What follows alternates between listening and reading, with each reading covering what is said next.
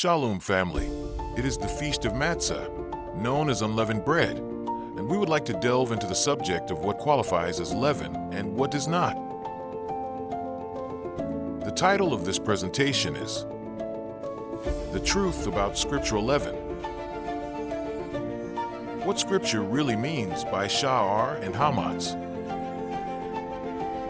Introduction. What is leaven? For thousands of years, the scriptural command to remove leaven during the Feast of Unleavened Bread has been interpreted in countless ways. Some traditions forbid all rising agents. Others ban anything fermented. Still others prohibit modern yeast, baking powder, or even dairy products like sour cream. But what did the ancient Yisharalites actually understand when they heard the word sha'ar and hamats? What did leaven mean in their world? And how does modern science help us understand what was happening inside the dough they used? In this documentary, we will explore the scriptures, the ancient Near Eastern world, and the science of fermentation to uncover the true meaning of scriptural leaven and how it applies today. Chapter 1. The Hebrew words, sha'ar and hamats. The scriptures use two Hebrew terms when speaking about leaven. The first is sha'ar. This word refers to the leavening agent itself, not bread, not yeast, but a very specific substance, old fermented dough saved from a previous batch. The second word is hamats. This refers to bread that has been leavened by that old fermented dough. These two words form the entire scriptural category of leaven. There are no others. Sha'ar is the agent, and hamats is the result. And this distinction is the foundation for everything that follows. Chapter 2. What leaven looked like in ancient Yisrael.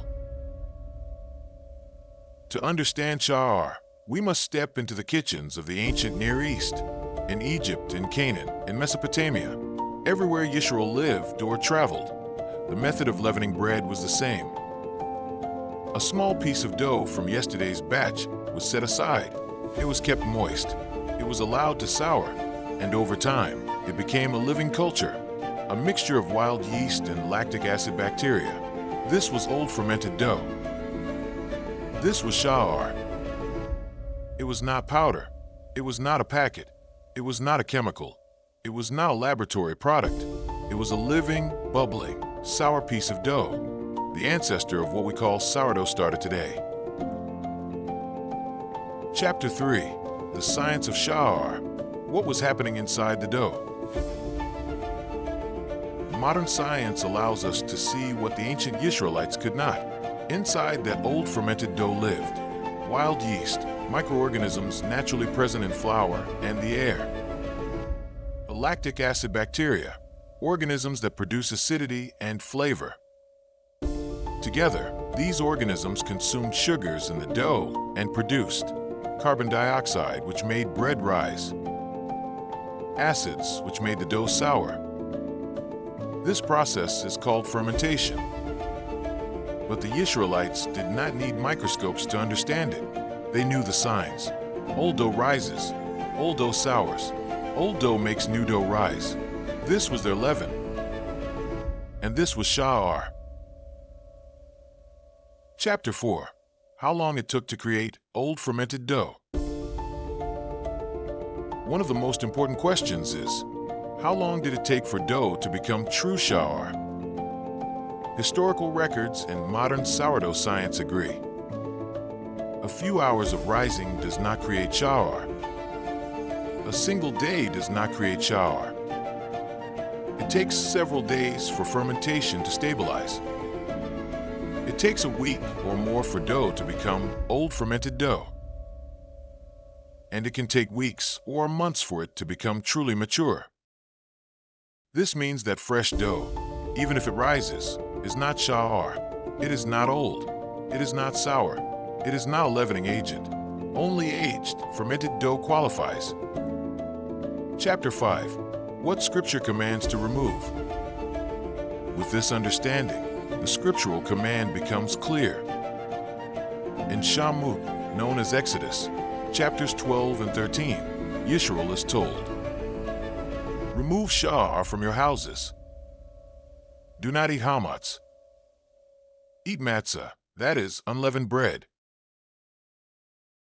The command was not about removing yeast, microorganisms, anything that rises, anything fermented, anything sour, or anything containing bacteria. The command was to remove old fermented dough, the leavening agent, and anything baked with it. This is the only thing the Yisharalites would have removed. This is the only thing the Hebrew words refer to. Chapter 6. What does not count as scriptural leaven? Now that we understand what sha'ar is, we can identify what it is not. The following modern items did not exist in scriptural times and do not match the scriptural definition. Packaged yeast, instant yeast, brewer's yeast, baking powder, baking soda, cream of tartar, chemical leaveners, quick rise dough, dough left to rise for a few hours, fermented dairy like sour cream or yogurt, fermented vegetables, and fermented beverages. None of these are old fermented dough. None of these are sourdough starter. None of these are sha'ar. They may rise. They may ferment. They may contain microorganisms. But they are not scriptural leaven. Chapter 7. What does count as scriptural leaven today? Only one modern substance matches the scriptural definition of sha'ar. Sourdough starter. This is old fermented dough, containing wild yeast, containing lactic acid bacteria, and capable of leavening new dough. This is the same substance the ancient Yisharalites used. This is the same substance Scripture commands to remove, and therefore, the only modern foods that qualify as scriptural hamats are foods made with sourdough starter. These include sourdough bread, sourdough rolls, sourdough bagels, sourdough pizza crust, sourdough crackers, sourdough pastries, any bread made with a natural starter or levain. If it contains sourdough starter, it contains scriptural leaven. If it does not contain scriptural leaven. Chapter 8. The difference between dough and old fermented dough. A crucial distinction must be made. Dough is not sha'ar. Rising dough is not sha'ar. Fresh dough is not sha'ar. Only old fermented dough, aged, sour, active, and preserved, is sha'ar. This is why. Dough mixed with commercial yeast. Dough left to rise for a few hours. Dough that puffs up quickly does not qualify as scriptural leaven. It is simply dough undergoing a short fermentation. It is not the ancient leavening agent. Chapter 9. Why this matters. Understanding the true meaning of scriptural leaven brings clarity to the commandment. It removes confusion. It removes unnecessary restrictions. It aligns our practice with Scripture, not tradition. The Yisharalites removed one thing: old fermented dough. They did not remove all rising agents. They did not remove all fermented foods. They did not remove all microorganisms. They did not remove all dairy. They did not remove all yeast.